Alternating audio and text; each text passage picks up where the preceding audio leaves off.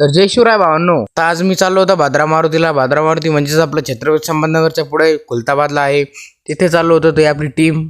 आणि आपल्याला जालन्यातून अजून 2-3 मित्र घ्यायचे होते बरं का.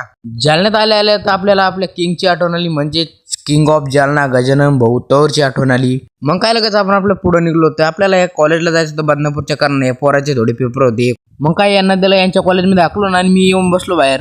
मग काय 1 वाजता ती बाहेर आली आणि डायरेक्ट आपण आपल्या प्रवासाला. पण मला वाटलं नव्हतं बरं का असं काय बघावं लागेल मला, म्हणजे इतका ट्रॅफिक होता गाईज, काय सांगतो मला, इतका खूपच ट्रॅफिक होते.